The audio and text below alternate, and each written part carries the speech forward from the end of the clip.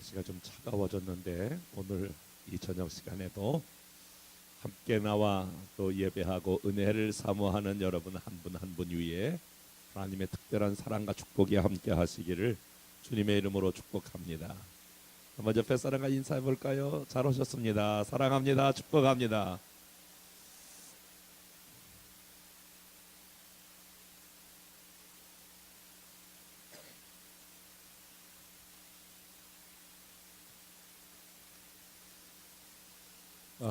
여러분들이 신앙생활 하시면서 교회 와서 목사님에게 많이 듣는 설교 내용 중에 여러 가지가 있겠지만 아마 대체적으로 그렇지 않을까요? 하나님이 누구신가?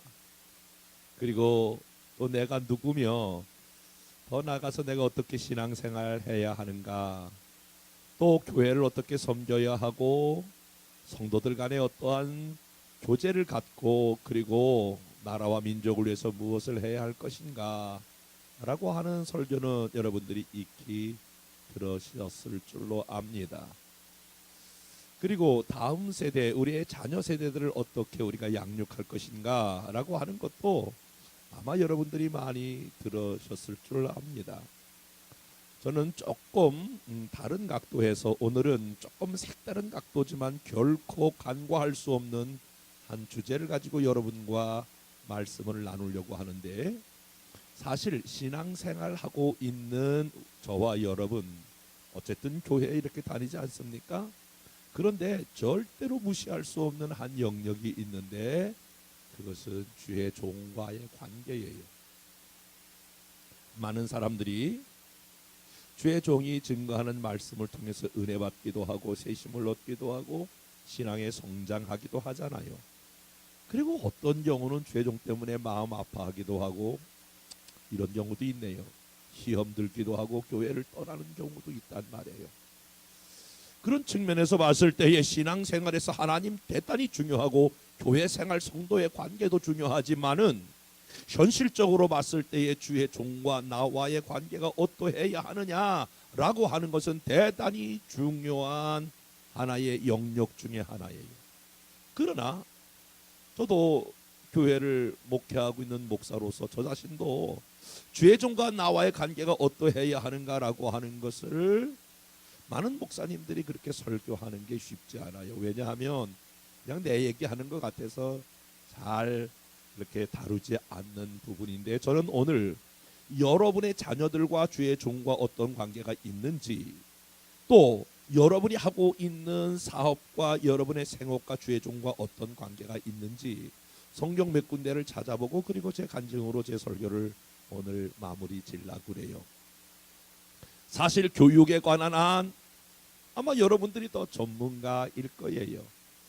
교육에 관한 한 우리 한국 사람은 모두가 다 전문가적 그런 식견을 가지고 있죠. 이렇게 교육하라, 저렇게 교육하라. 예, 맞아요.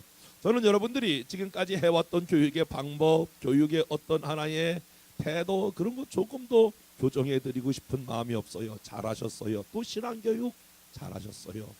그럼에도 불구하고 한 가지 첨언하여 말씀드린다면, 오늘 제가 서론에 다시 말씀드렸던 것처럼 주의 종과 우리 자녀의 관계를 어떻게 할 것인가, 또 우리의 생업과의 관계에서도 여러분들이 사업하시는 분이면 아마 사업의 전문가가 되겠죠.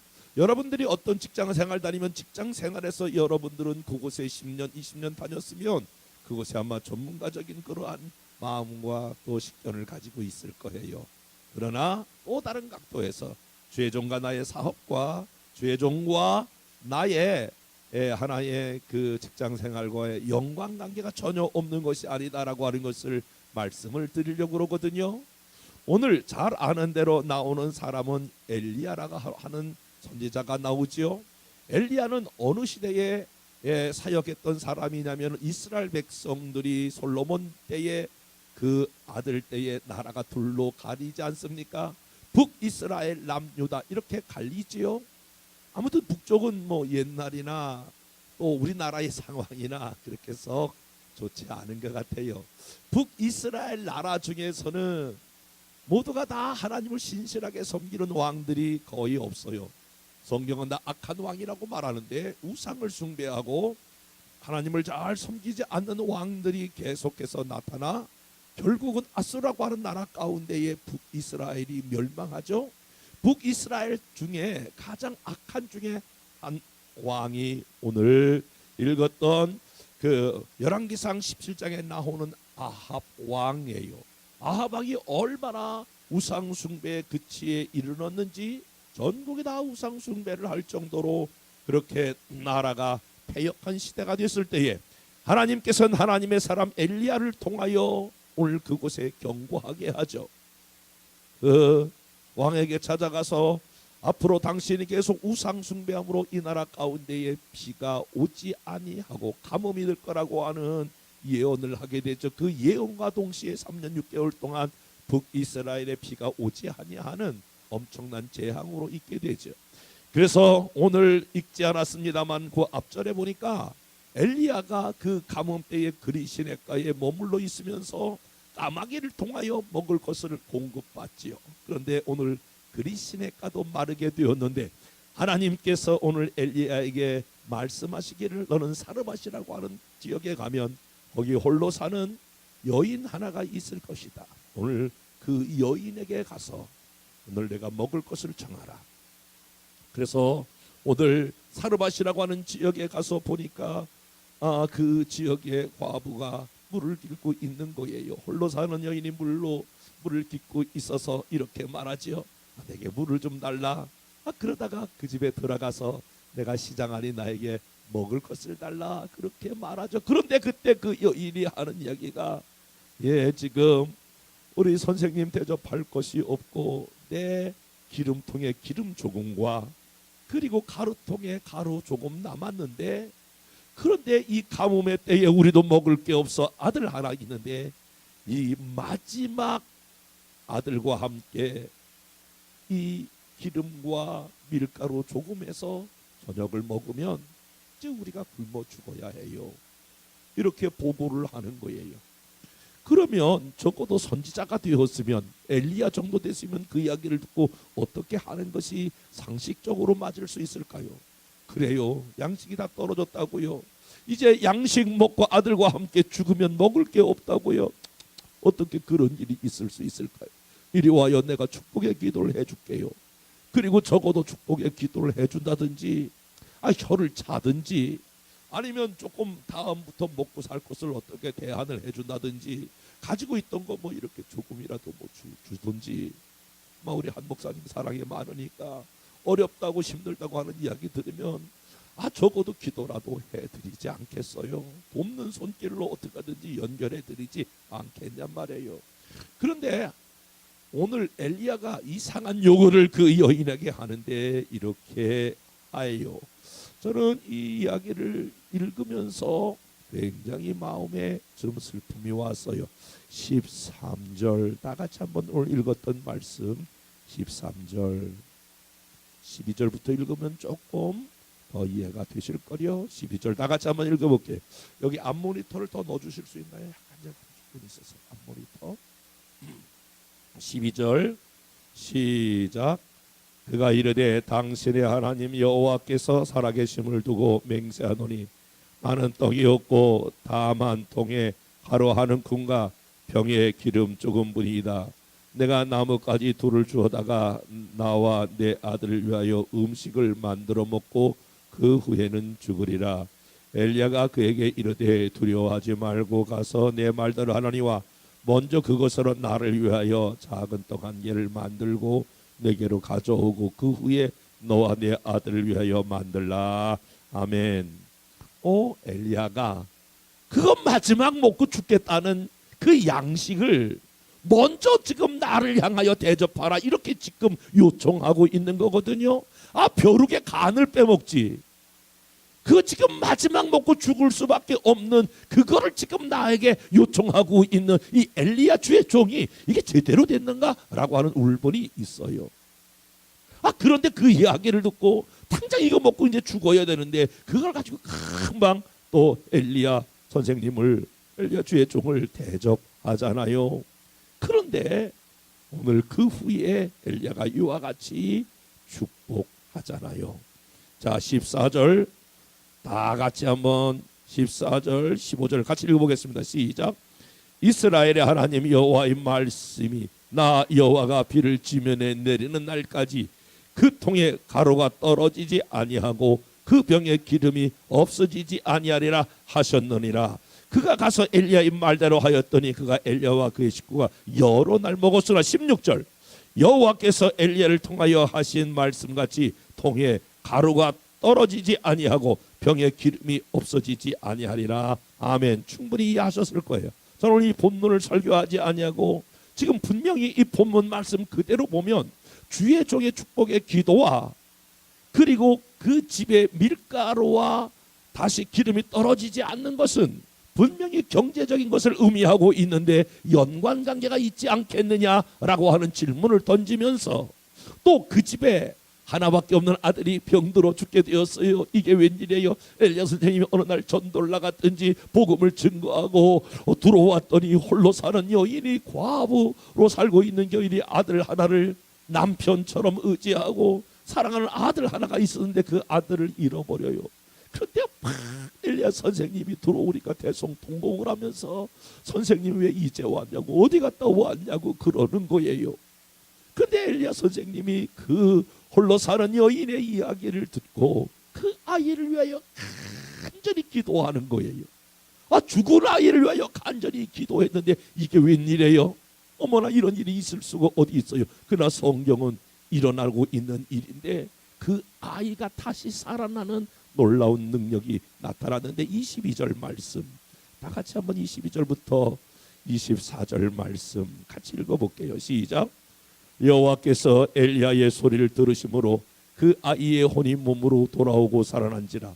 엘리야가 그 아이를 안고 다락에서 방으로 내려가서 그의 어머니에게 주며 이르되 보라 내 아들이 살아났느니라. 여인이 엘리야에게 이르되 내가 이제야 당신의 하나님의 사람이요 당신의 입에 있는 여호와의 말씀이 진실한 줄 아노라 하니라. 아멘. 여기 분명한 것은 오늘 주의 종이 엘리야가 기도했는데 그 아이가 살아났다라고 하는 것이에요. 주의 종의 기도와 오늘 그 아이가 살아나는 것과 분명히 연관관계가 있음을 문제를 제기하면서 조금 성경을 다른 곳에 한번 찾아볼게요. 오늘은 저는 지금 이 본문을 설교한 것이 아니고 본문 그대로를 같이 여러분들과 같이 나눈 거예요. 한번 하나님 말씀 찾아보겠습니다. 갈라디아 4장 14절 말씀.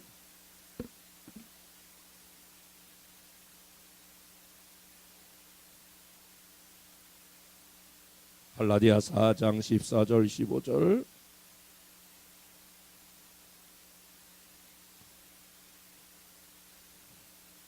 갈라디아 4장 14절 15절.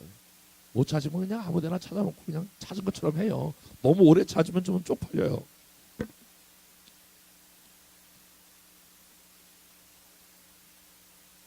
읽을 때 같이 우물우물하면 같이 있는 것 같으니까 4장 14절 15절 같이 읽어볼게요. 시작. 너희를 시험하는 것이 내 육체에 있으되 이것을 너희가 없인 여기도 아니하고 버리지도 아니하고 오직 나를 하나님의 전사와 같이 또는 그리스도 예수와 같이 영접하였도다. 너희의 복이 지금 어디 있느냐? 내가 너희에게 증언하노니 너희가 할 수만 있었다라면 너희 눈이라도 빼어 나에게 주었으리라. 아멘. 자, 오늘 갈라디아서는 바울이 갈라디아 교인에게 쓴 편지지요. 그런데 오늘 너희를 시험하는 것이 이렇게 되어 있는데 여기서 너희는 갈라디아 교인을 의미해요. 너희 갈라디아 교인들을 시험 들게 하는 것이 내 육체에 있다라고 하는 말은 바울 육체에 있다라고 하는 것이에요. 그러니까 갈라디아 교인들이 알면 시험 들 만한 게 바울 육체 안에 있다는 거예요. 그러니까 한번 생각해 보세요. 만약에 바울 육체에 어떠한 문제가 있기에 그것을 알면 갈라디아 교인들이 시험 들겠냐라고 하는 것이에요. 분명한 것은 바울도 자기 육체의 질병 때문에 하나님 앞에 3번 크게 간구했다. 성경은 그렇게 말하고 있죠. 뭐 3번이니까 뭐 주여 주여 3번 이렇게 외친 것 같지가 않아요. 하나님 앞에 간절히 아마 자기가 가지고 있는 육체의 질병 때문에 하나님이 질병을 치료해 주세요. 이 질병을 안고서는 내가 복음 전도하는 데에 내가 하나님 말씀을 증거하는데 내가 덕이 되지 않아요. 아마 이런 관점에서 바울이 3번 하나님 앞에 크게 부르짖었는데 하나님께서 응답하지 아니하고 오늘 내 약한 데서 내 능력이 남이라 라고 하면서 그 병을 고쳐주지 않잖아요. 그러니까 바울이 갖고 있었던 지병이 무엇인가? 여러 학자들의 의견이 다르고 이 부분에 대해서 정말 바울이 가지고 있었던 육체의 가시가 무언가라고 하는 여러 가지 하나의 그러한 조사라든지 학문적 발표가 있어요. 사실은 어떤 부분은 바울에게 안질이 있다. 이 안질이 있는 건 맞아요. 눈이 나빠서 다 대필로 글을 쓸 정도로 눈이 안 좋았어요. 그러나 정말 갈라디아 교인들이 시험들만 하는 게 바울의 육체에 있었다면 그것이 무엇일까? 그 정도였을까라고 생각할 때에 그거 뭘까? 한번 여러분 생각해 보세요. 여러분들 시험들만 하게 하는데 제가 있다. 어떤 병이 있으면 여러분들이 아이고 이렇게 시험들만 한 게 뭘까? 많은 학자들의 의견이 다를 수 있습니다만은 바울에게 분명히 간질의 병이 있지 않았을까라고 하는 이야기하는 학자들도 있어요. 정확하지는 않아요. 그런데 한번 생각을 해보세요. 설교하다가 바울이 쓰러지는 거예요. 입이 돌아가는 거예요. 거품을 일으키는 거예요. 보동되는 거예요. 그러면 많은 사람들이 뭐라고 이야기할까요? 바울은 한 교회에 머물러 있던 목회자가 아니라 이렇게 지역을 옮기면서 복음을 증거했던 전도자요. 그리고 하나의 선교를 감당했던 사람이기 때문에 순회전도 같이 이렇게 다녔단 말이에요. 그런데 갈라디아 교인들에게 소문이 들리고 바울이 그러한 지병이 있어서 새 가족이 왔을 때 다른 사람이 왔을 때 은혜가 안 되네. 한번 생각을 해보세요. 제가 여기 설교하다가 쓰러져서 보둥대요. 그럼 여러분들은 뭐라고 얘기하겠어요? 아이고 무슨 뭐 부흥의 인도야. 은혜가 안 되네. 덕이 안 되네. 지병이라도 고치고 와서 좀 무슨 간증을 하든지 뭐 이렇게 해야지.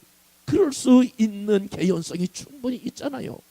바울이 본문을 보세요. 너희를 시험 들게 내 육체의 시대 이것을 너희가 업신여기지도 아니하고 뭐하지도 아니했다. 아니 성경을 보고 얘기해요. 이것을 너희가 뭐하지도 아니하고 뭐하지도 아니했다. 더 크게 해봐요. 이것을 너희가 뭐하지도 아니했다. 또 뭐하지도 아니했다. 업신여기지도 아니하고 버리지도 아니했다. 에이 오지 마세요. 이렇게 버리지도 아니하고 에이 그 병 하나 제대로 그것도 하나 자기 앞가림도 못하면서 무슨 여기 와서 복음을 전해. 이렇게 업신여기거나 버리지 아니했다. 누가? 갈라디아 교인들이. 오히려 이렇게 연약한 바울을 향하여 오직 나라고 하는 건 바울을 하나님의 뭐와 같이? 크게 해봐요. 하나님의 뭐 같이? 더 크게 하나님 뭐 같이? 전사와 같이 또는 그리스도 누구와 같이? 뭐 하였도다? 영접하였도다. 우와! 하나님이 보낸 천사가 오셨네? 이렇게 연약한 바울, 육체의 가시가 있었던 바울, 시험될 만한 충분한 요소가 있었다라고 하는 것을 바울이 지금 이 고백을 지금 갈라디아 교인들에게 하고 있는 거예요. 야, 너희들이 지금 너희를 시험될 만한 게 내 육체에 있는데 바울이 어쩌면 이 전체적인 문맥으로 봤을 때 감동이 있는 거예요. 너희가 나를 업신여기지도 아니하고 버리지도 아니했다. 오히려 너희들이 나를 하나님이 보낸 천사와 같이 예수와 같이 뭐하였도다? 영접하였도다. 여러분 영접 알지요? 제가 한참 전도 많이 다닐 때에 아파트 가면은 아파트 딩동딩동 하면 다 이렇게 문을 옛날에 문을 이렇게 보고 저뭐 문을 안 열어줘요. 하도 다니다가 힘들어서 우리 교인집에 가서 문을 딩동딩동 했는데 이렇게 얘기가 들리는 거예요. 야 애기가 본 것 같아. 누구냐? 목사님이에요 목사님. 야 엄마 없다 그래라 엄마 없다 그래라. 이 소리가 다 들리니까 엄마 없어요. 그러는데 영접하지 않는 거예요.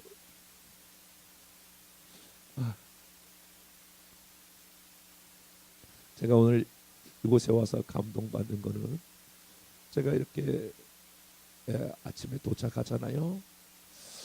낮에는 약간 교회도 잠깐 들렸다가 잠깐 뭐 사우나도 들렸다가 이렇게 오늘 저녁 때도 이렇게 왔어요. 어제도 좀 그렇게 했어요.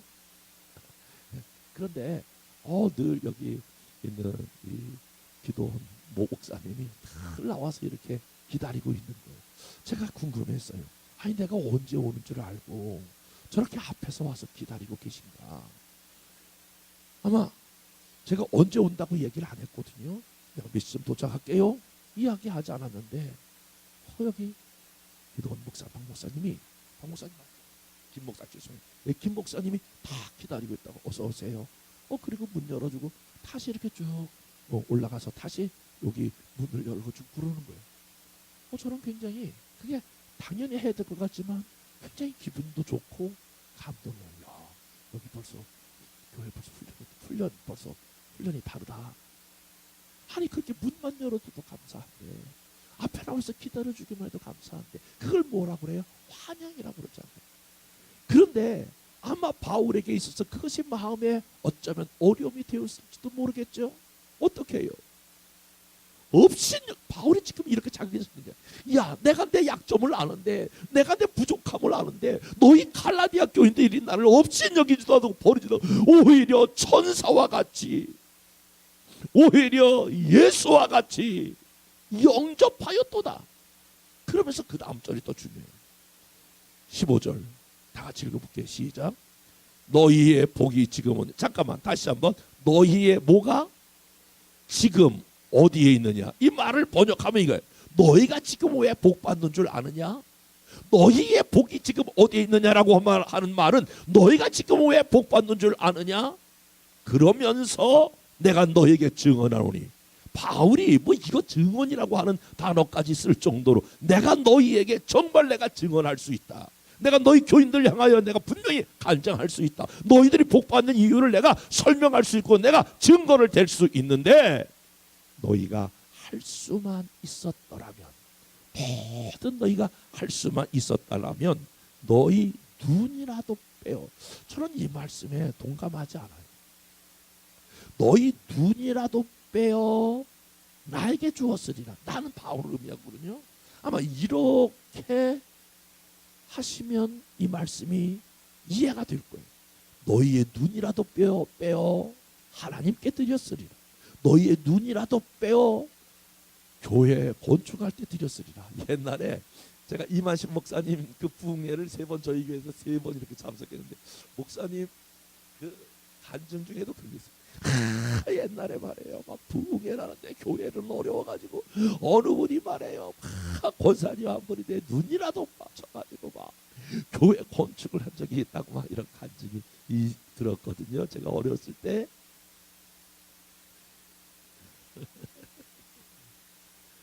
아니 한번 생각해 보세요. 눈을 빼어 하나님 사랑하는데 뭘 드렸다. 이 말은 맞을 수 있잖아요. 그런데 눈이라도 빼어 이렇게 약점투성이 시험들 만한 나에게 바울에게 주었다. 이 말을 바울의 입장에서 한번 여러분 생각해 보세요. 바울이 그 갈라디아 교인들이 얼마나 지금 이 바울을 사랑했는가. 바울에 대한 그 마음이 어떠한가를 지금 표현해주고 있는 거 아니겠어요? 그러면서 중요하게 성령의 감동으로 된 것이 너희가 주의 종을 향한 이 마음이 바로 너희가 복 받는 비결이다. 복을 누리고 있는 비결이다 라고 하는 것을 다시 반증하여 증명하고 있잖아요. 분명한 것은 주의 종과 이 복 받는 것과 이게 전혀 별개의 문제가 아니라고 하는 것을 아까 열왕기상에서 말씀하고 있고 오늘 이 본문도 분명히 우리에게 증언하고 있다라고 하는 사실에 대해서 여러분 어떻게 생각해요? 여러분 성경을 조금 더 한번 찾아볼게요. 민수기 6장 22절.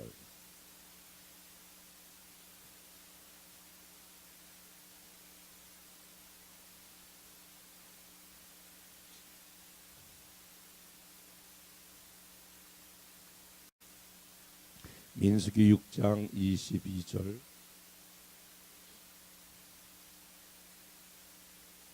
민수기 6장 22절에서 27절까지를 다 같이 한번 읽어볼까요? 여호와께서 모세 잠깐만요. 읽기 전에 제 성경은 제사장의 축복이 이렇게 되어 있는데 여러분 책도 그런가요? 예, 제사장이 이렇게 축복한다는 거예요. 자, 먼저 이거부터 설명. 저를 보세요. 구약의 제사장과 오늘의 목사님과 같은 역할인가라고 말할 때에 우리는 똑같다고 보지 않아요. 구약의 제사장은 하나님 앞에서 그 인간과 하나님의 사이를 연결해주는 중요한 역할을 했다면, 우리는 꼭 그렇지 않잖아요. 우리가 스스로 하나님 앞에 나가 예배하고 기도할 수 있어요. 그러나 구약의 제사장적 사명을 가장 많이 감당하는 그런 영역에 있는 사람들이 있다면 나는 주의 종이고 목사님이 아니겠느냐, 이렇게 여러분에게 이해를 도우면서 한번 이 말씀을 다시 읽어볼게요. 22절. 여호와께서 모세에게 말씀하여 이르시되 아론과 그의 아들들에게 말하여 이르기를 너희는 이라고 하는 말은 제사장들은 이스라엘 자손을 위하여 이렇게 뭐하라? 축복하라. 그러니까 제사장들이 해야 될 사명 중에 중요한 것은 이스라엘 자손을 위하여 축복하는 일이에요. 여호와는 내게 복을 주시고 너를 지키시기를 원하며. 그러니까 축복의 내용이 뭐냐면, 하나님 이 이스라엘 백성들에게 복을 주셔서 어떤 복을 주시냐면은 우리 모든 이스라엘 백성을 지켜주세요. 만약에 여러분 중앙교회 목사님들이 여러분을 위해 기도한다면, 하나님 우리 모든 중앙교회 성도 한 분 한 분에게 복을 주셔서 금년 안에도 지켜주세요, 보호해주세요, 함께해주세요, 이렇게 기도하라는 거예요. 두 번째, 여호와는 그의 얼굴을 내게 비추사 모 베푸시기를 원하며 은혜 베풀기를 원하며. 모 베풀기를 원하며 은혜 베풀기를 원하며. 왜 은혜 베풀기를 원할까요? 하나님 은혜 베풀어 주세요. 저를 보세요. 신앙생활을요, 사실을 어떻게 보면 이 좋은 사람 나쁜 사람이 별로 없어요. 다 사실은 우리 인간은 죄인인데, 어떠면 사람이 좋은 사람이 되고 어떠면 나쁜 사람이 될까 가만히 이렇게 묵상하고 보면요, 이런 거예요. 사람들이, 우리 성도들이 다 바짝 동일해요. 모든 사람이 동일해요.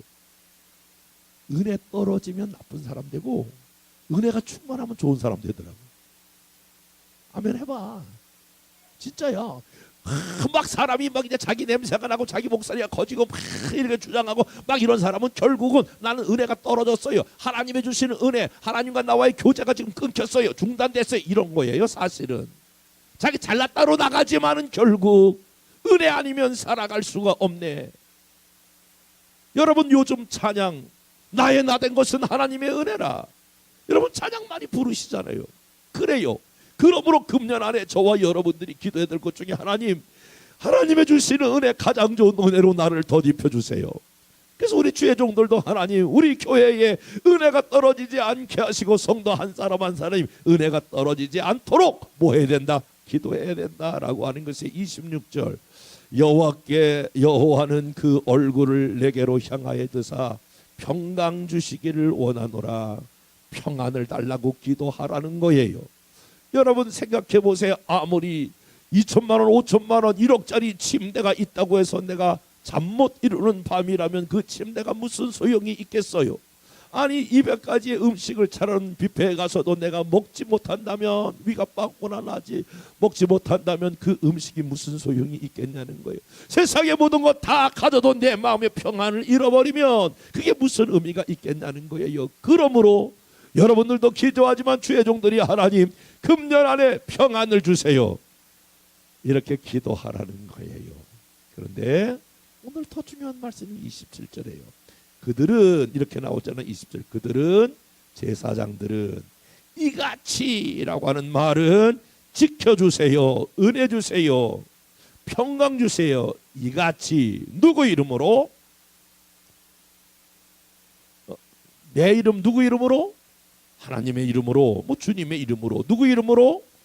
예, 하나님의 이름으로 이스라엘 자손에게. 그러면 우리 중앙교인에게 이렇게 보세요. 이스라엘 자손에게 뭐 하라? 축복하라는 거예요.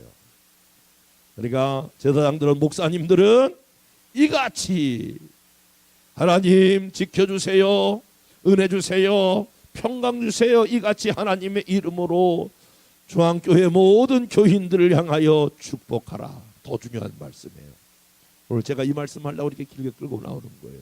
내가 하나님이 내가란 말은 하나님이 그들에게라고 하는 것은 이스라엘 백성들에게 뭐를 주리라? 복을 주리라. 그런데 여기 중요한 거 보세요. 오늘 제사장들이 하는 것은 축복하는 일이에요.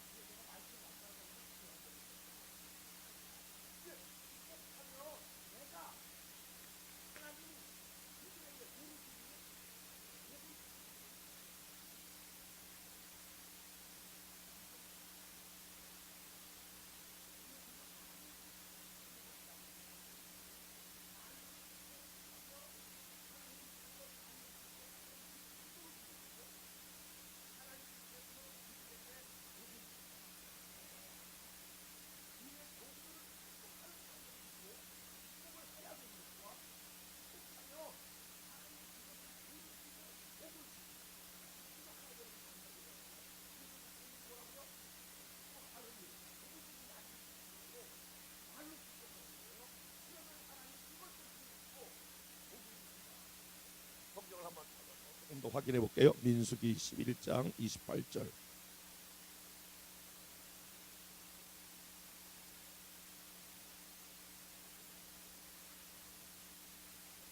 민수기 14장 28절.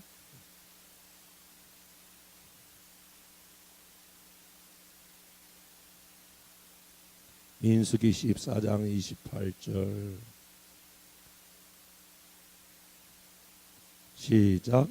그들에게 이르기를 여호와의 말씀에 내 삶을 두고 맹세하노라. 너희 말이 내 귀에 들린 대로 내가 너희에게 행할지라. 자 보세요.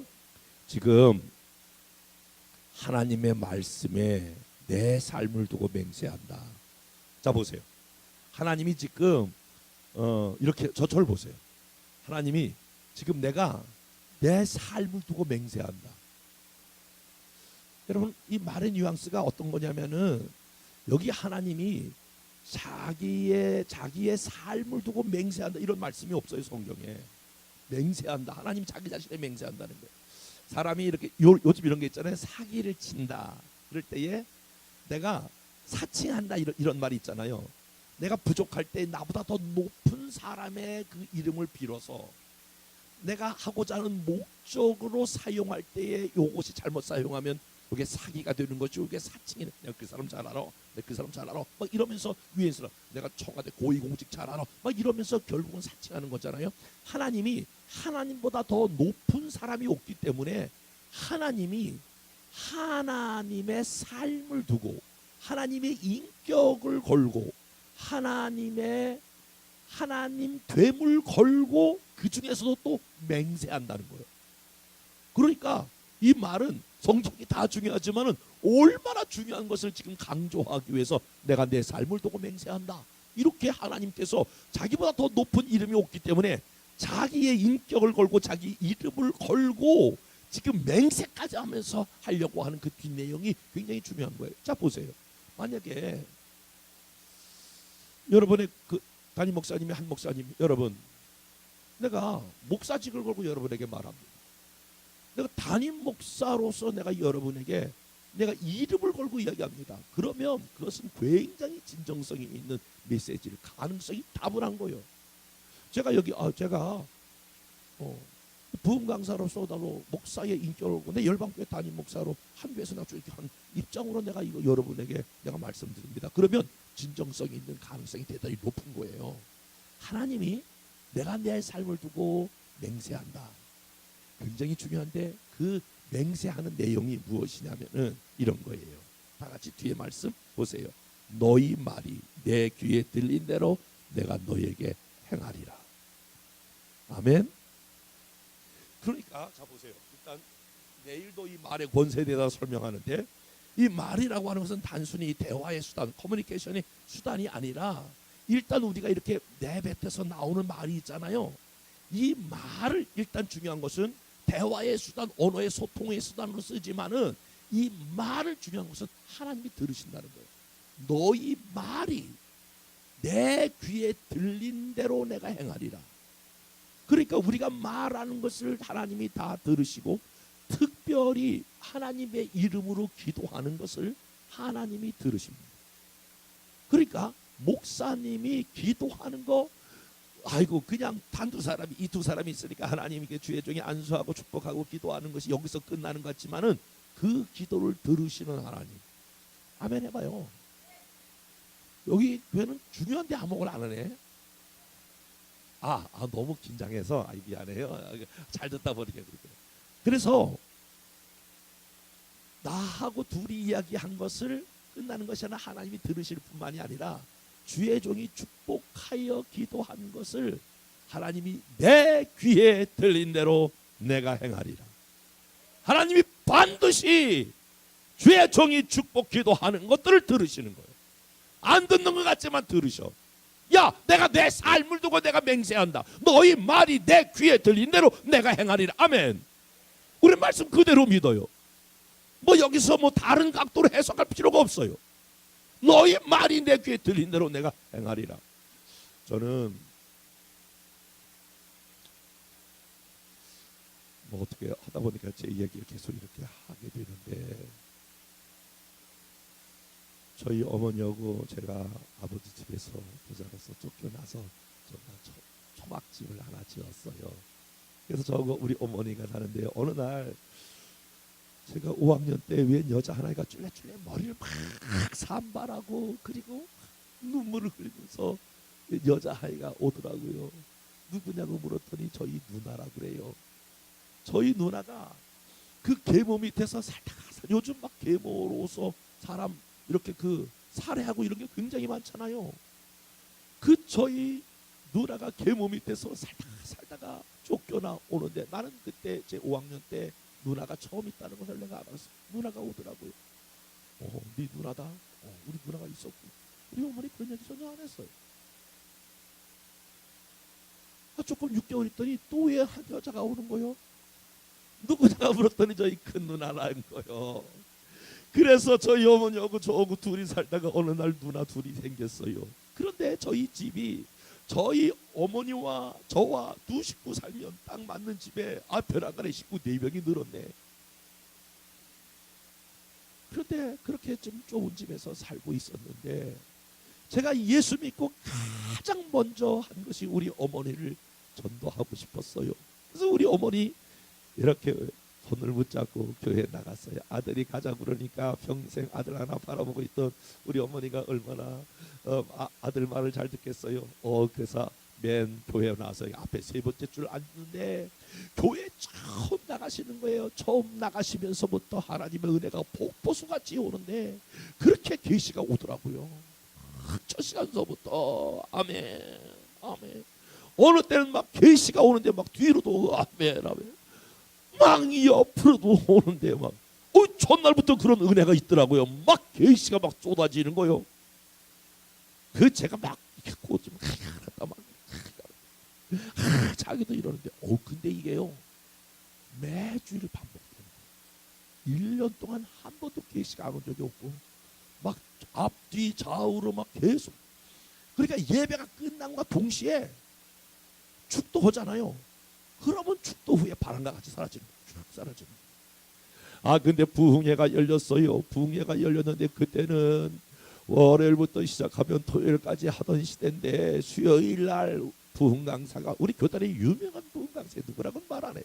유명한 부흥 강사인데 본문을 수요일날 본문 무슨 말씀을 전했냐면 열왕기사 17장 이 사르밧 과부가 이렇게 엘리야를 대접했던 이런 설교를 쭉 하는데 저처럼 이렇게 아주 여러 가지 말씀으로 그냥 이렇게 부끄러웠다. 근데 이렇게 잘 한 게 아니고 그분은 그렇게 설교했어요. 여러분 뭐 예수를 그렇게 복잡하게 믿어.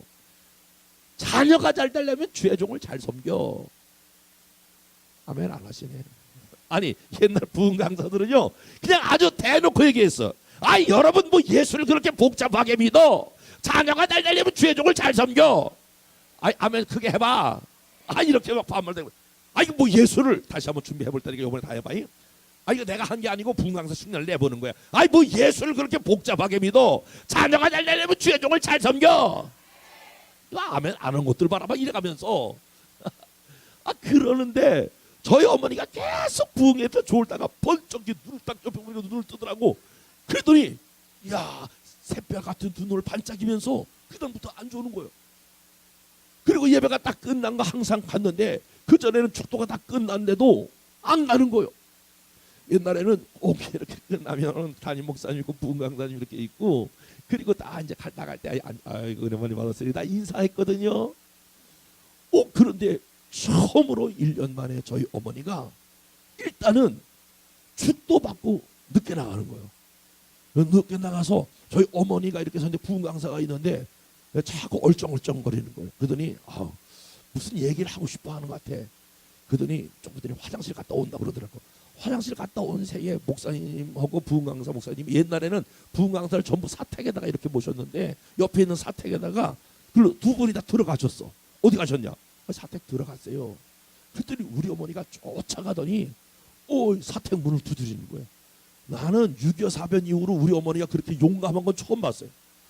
우리 어머니가 얼마나 내향적으로 그러니까 이제 그게 이제 암이 왔을 정도로 아주 내향이고 말도 없고 수줍어하시고 그러시 어른인데도 그런데 그날 막 담대하게 가더니 막 사택문을 두드리는 거예요. 목사님 계세요. 목사님 계세요. 그랬더니 목사님이 금방 이 땀이 난 거 이렇게 부흥강사님 오고 다 그것을 옷을 갈아입는데 파자마 바람으로 누구야? 이렇게 문을 싹 여니까 저희 어머니 이름이 참고로 김언년 집사야.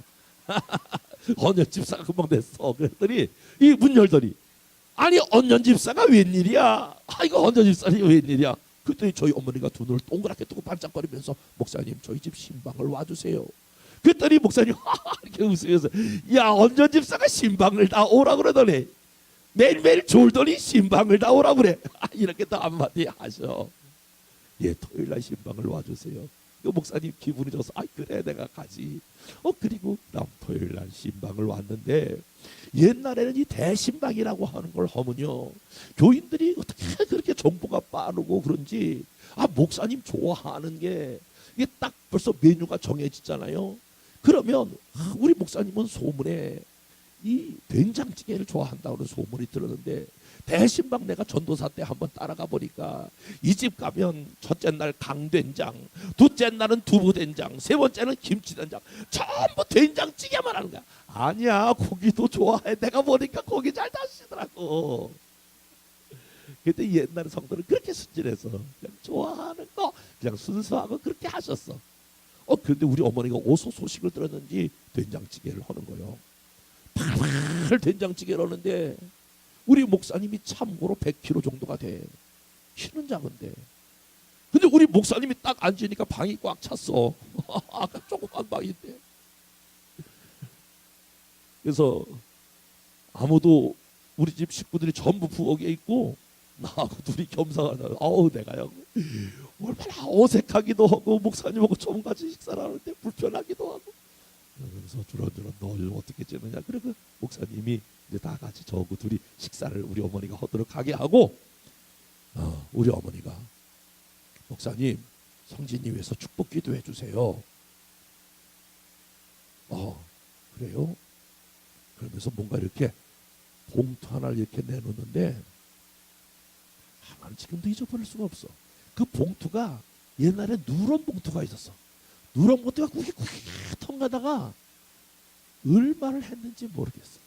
그거 목사님 도서비 어디서 그런 소문을 들었는지 도섭이를 하라고 이렇게 하면서 우리 목사님, 우리 성진이 좀 축복기도 해주세요 이러는 거예요.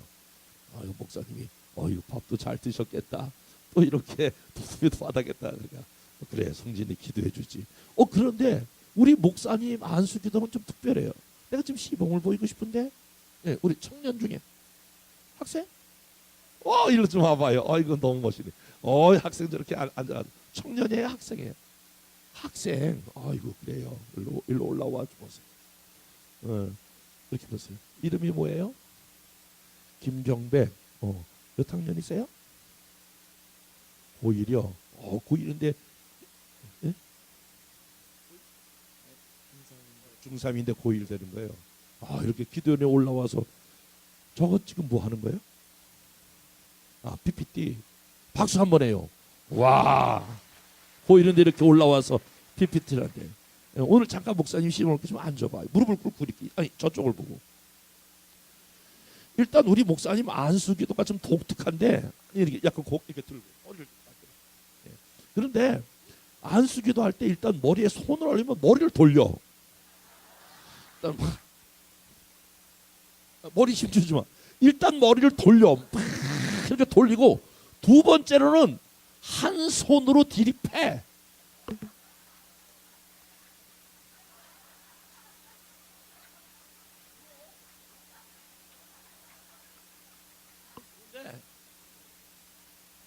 꼭 축복기도 할 때 신명기 28장을 가지고 축복해.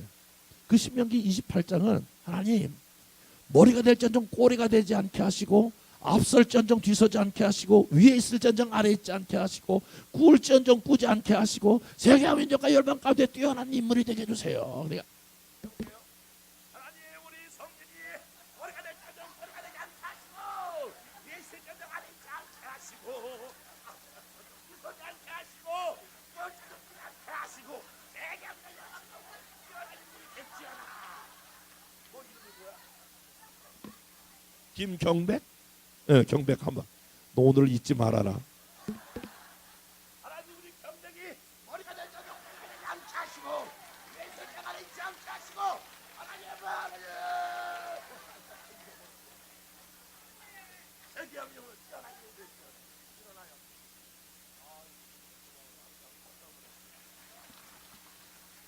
제가 첫째 날 그 기도를 받고 바로 시험에 들었어요. 진짜 목 부러지는 줄 알았어요. 덩어리가 얼마나 쩍쩍거리는데 우리 목사님 100kg인데 손이 이 두꺼비만 이만해.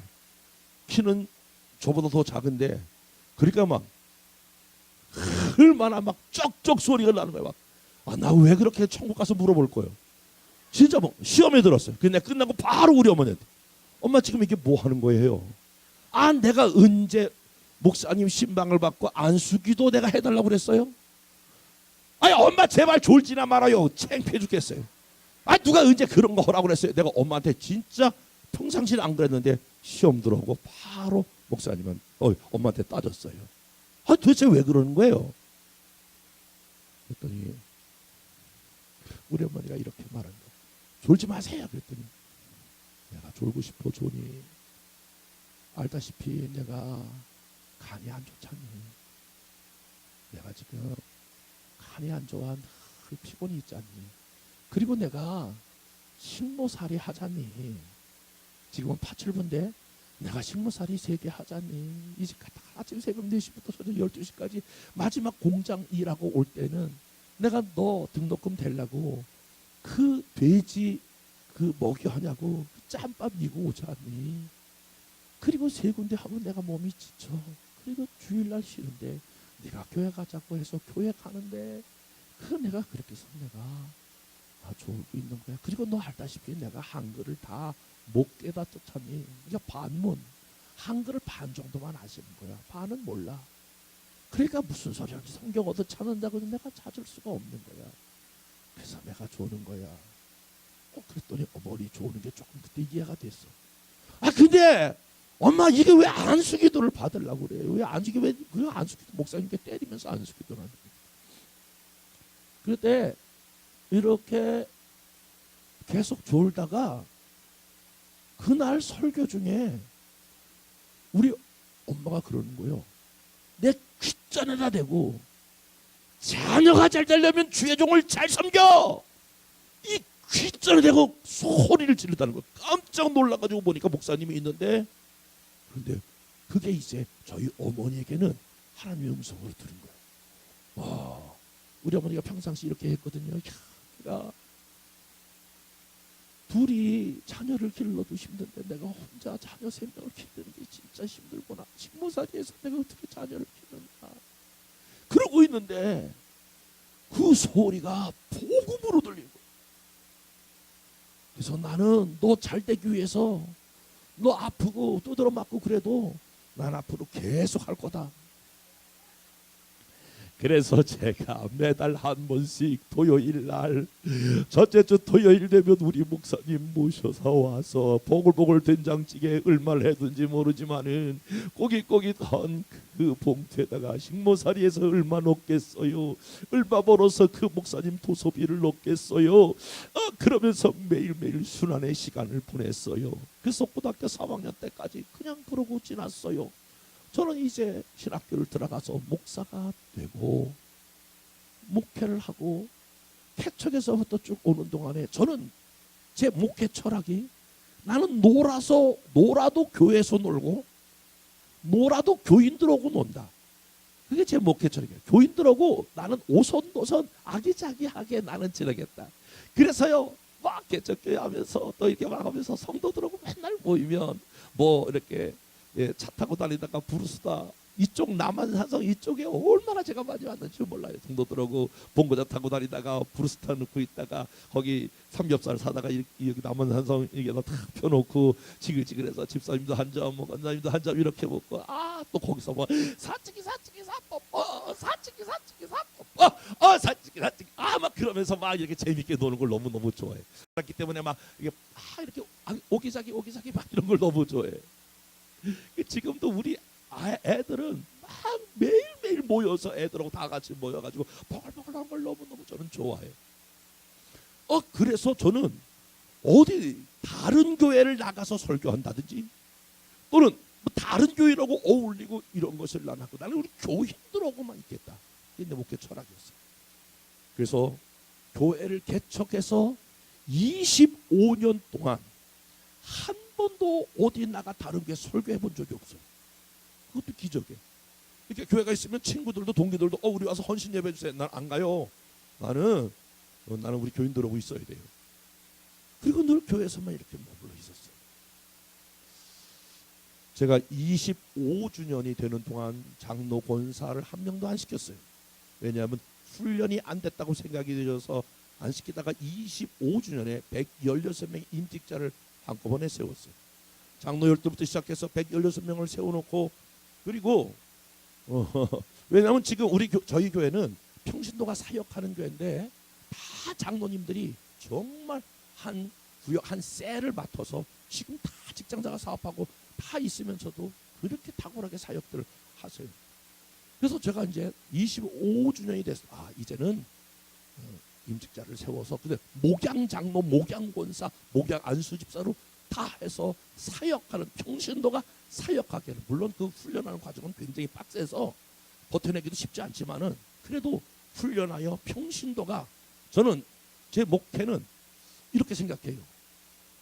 사역자에게만 모든 사역이 집중되는 것이 아니라 평신도에게 집중되는, 사역자는 평신도를 훈련하여 그 사역에 할 수 있도록 훈련하는, 마치 교관과 같다, 감독과 같다, 코치와 같다, 그렇게 생각을 하고 있는 사람 중에 한 사람이. 어쨌든 그래서 25주년이 지나서 다 그렇게 세우고 어느 날 새벽기도 이렇게 하는데 환상 하나가 싹 지나가는 거예요.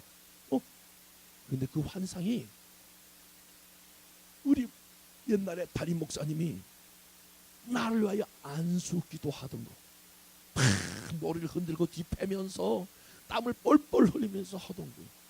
저는 사실 그때까지만 해도 트라우마, 상처가 있어서 어이구 이게 왜 미치지 이렇게 하고 내가 하던 기도를 또 했는데 조금 있더니 다시 환상 하나가 싹 지나가는 그 환상이야. 이게 왜 떠오르지? 이게 무슨 의미지? 그리고 주님, 제가 하는 기도가 있었는데 25주년 지나서 이 모든 임적들이 자기 사명을 잘 감당하게 해달라고 그렇게 하는데 이게 무슨 기도죠? 이게 무슨 의미죠? 근데 저는 제 생애에 잊을 수 없는 성령의 음성을 들었어요. 아들아, 너희 주의 종의 축복의 기도가 하나라도 땅에 떨어지지 아니하느니라. 주의 종의 축복의 기도가 하나라도 땅에 떨어지지 아니하느니라. 저는 그 얘기가 주의 종의 축복의 기도가 하나라도 땅에 떨어지지 않는다고 하는 얘기를 듣고 그때까지라면 내가 이해가 되지 않았어요. 주의 종의 축복의 기도가 땅에 떨어지지 않는다. 내가 아픈 것만 생각을 하고 이상한 기도만 생각했는데, 그리고 사흘 후부터 부흥의 요청이 들어오는 거예요. 그런데 한 군데 어서 연락이 돼서 이렇게 들어올 수 있잖아요. 이거는 여기저기서 부흥회가 들어오고 그 해 7월 달에 저희가 그 임직을 했는데 7월부터 해서 10월 달에 4번 해외 집회가 잡히는 거예요. 그리고 그 후로 지금부터 한 5년 됐는데 저는 진짜 무명의 용사예요. 우리 교단에서도 그렇고 내가 목회만 했으니까, 어디 나가 설교 한 번도 해보지 않았으니까, 그는 교회만 있었던 사람이야. 근데 주의 종의 축복의 기도가 하나도 땅에 떨어지지 않는다라고 하는 음성과 더불어 부흥회가 요청되는, 여러분 부흥회도 아무나 할 수 있는 것 같지만 안 그래요. 벌써 보면 30대 이렇게 벌써 신학교 다닐 때부터 이 부흥사 기질이 있는 사람이 있거든요. 그리고 이 40대 50대 이 꽃을 피우는 거거든요. 그리고 그게 막 50대 그 후반부터 60대까지는 그게 꽃이 피다가 60대부터 서서히 이제 하향세로 들어가는 거거든요.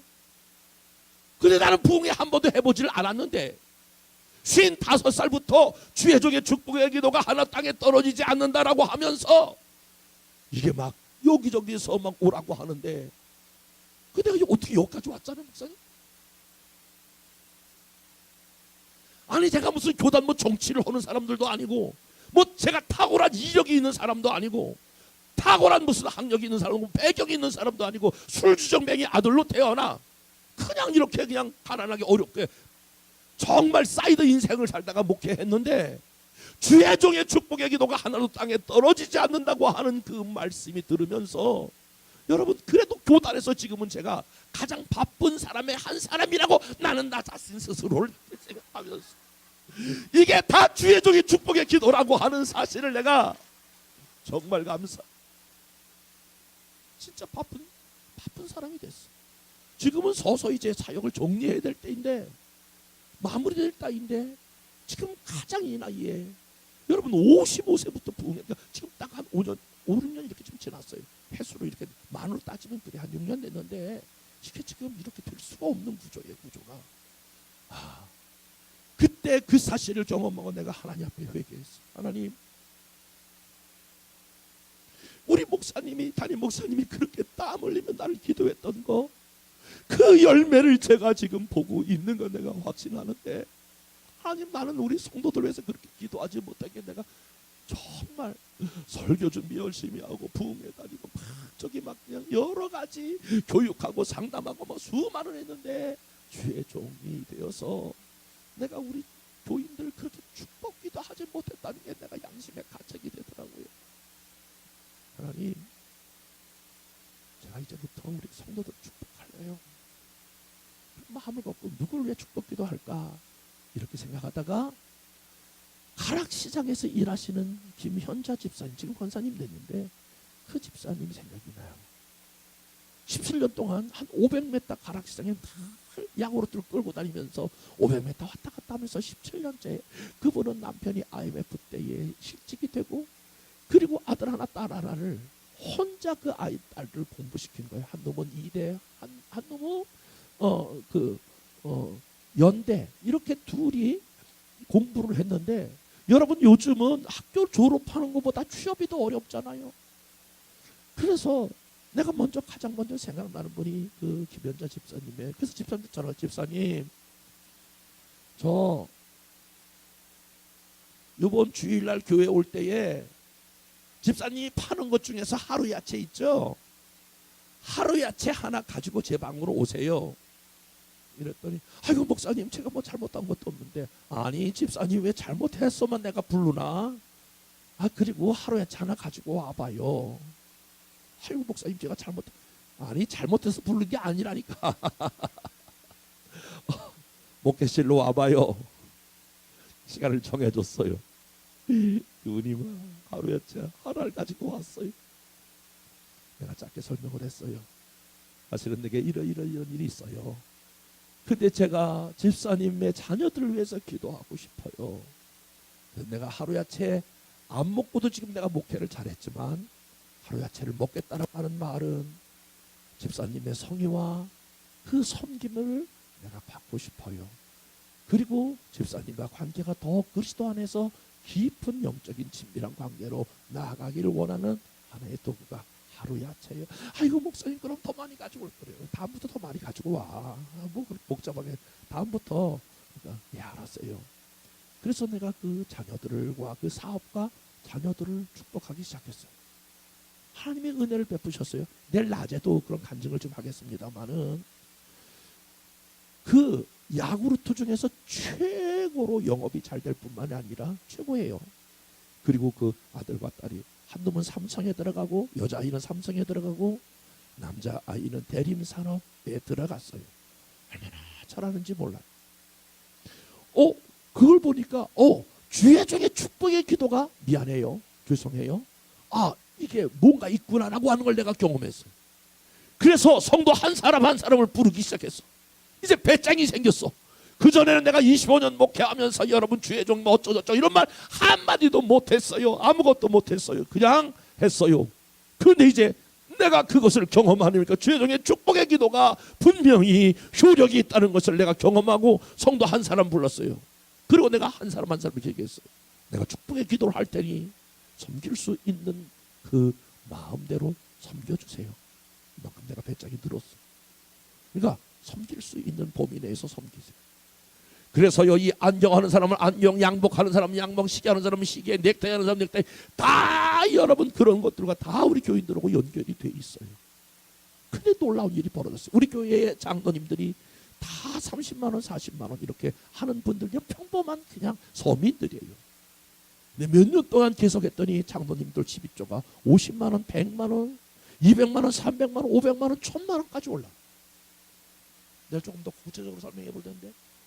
그래서 저는 제 안에 하나님이 주신 메시지를 분명히 붙잡았어요. 그렇구나. 주의 종이 축복의 기도를 한다라고 하는 말은, 여러분이 축복의 기도를 받는다라고 하는 말은 그것을 통해서 무슨 상거래가 이루어지기 전에 여러분 사단이 가장 노리고 있는 게 여러분 뭔지 아세요? 주의 종의 기도가, 주의 종의 설교가 들리지 않게 하는 거예요. 들리지 않게 하는 가장 방법이 뭐냐면 그 목사님과 나와의 관계가 뭔가 섭섭한 마음을 두는 거예요. 그 목사님과 마음이 섭섭해지잖아요. 그러면 무슨 하늘의 귀한 말씀을 전해도 내가 하나도 은혜가 안 돼요. 그렇게 다른 사람은 은혜 받았다고 내가 마음이 조금만 틀어지면, 그러면 그 어떤 메시지도 내 안에 들어오지 않는 거 여러분 다 경험해 보셔서 알잖아요. 사단이 노리고 있는 거예요. 나와 주의 종에. 그러면 하나님이 안 살아계신 것도 아니고 하나님의 말씀이 은혜롭지 않은 것도 아는데 나와 목사님과 관계가 틀어지면, 그러면 모든 은혜의 중단이 돼버리는 거예요. 이상해요. 그러니까 사단이 거기다가 집중시키는 거예요. 섭섭한 거 찾아내고, 우리 목사님 뭐 차별한다고 그러고 있는 사람하고 뭐 어쩌고저쩌고 몇 가지 매뉴얼이 다 있어. 얘기해 볼까요?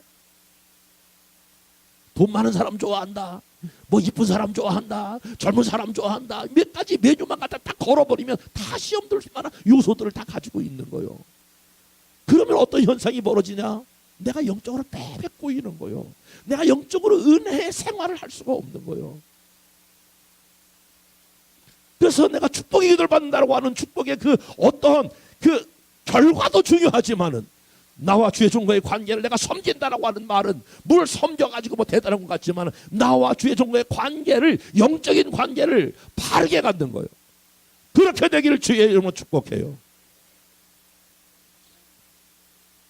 내일은요,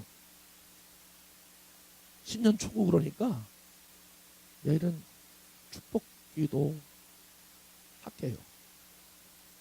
안수기도 이렇게 하는데, 죄송해요, 미안해요, 목사님 같이 내일 도와주시겠어요? 예, 우리 담임 목사님하고 이런 예가 뭐 있을지 없을지 모르지만 저 다 여러분 축복 기도하. 내일은요. 저는 이렇게 뭐 헌금 강조하는 그런 뭐 나는 원래 부흥사가 아니에요. 지금도 나는 목회자예요. 나는 정말 우리 교회 성도 한 명 한 명을 정말 사랑하고 싶은 또 사랑하는 그냥 목회자지. 나는 프로 부흥사가 아니에요. 부흥회를 전문으로 하는 목사가 아니에요. 지금도 이제 끝나고 가면 내일 새벽 집회 저희 교회에서 신년 새벽 집회를 지금 또 하는 거예요. 쫙 오늘도 내가 다 안수했어요. 내일도 또 원하는 사람 안수하고 진짜 신년에 하나님께서 우리 성도들 축복하기를 원하는 나는 목회자지 나는 부흥 강사가 아니에요. 나는 그리고 내가 목회자로 남기를 원하지 부흥 강사로 남기를 원하지 않아요. 한 영혼을 사랑하다 그 영혼 때문에 죽는 목회 이런 목회를 하고 싶지 막 이렇게 하는 거 원치 않아요. 그래서 내가 목회자의 마음으로 여러분에게 말씀을 드리는 거예요. 내일 여러분들이 자녀를 위해서 우양 다 은혜 받았으니까 지금이라도 조금이라도 은혜 받았으면 아멘. 조금이라도 은혜 받았으면 다시 한번 아멘. 여러분 내일은 한번 다 자녀를 위해서 기도 제목을 써서 하나님께 일제히 내일 다 마지막 날이니까 자녀에 대한 소원, 자녀에 대한 기도 제목을 올려주시면 여러분 여기 지금 부목사님 어디 계신가?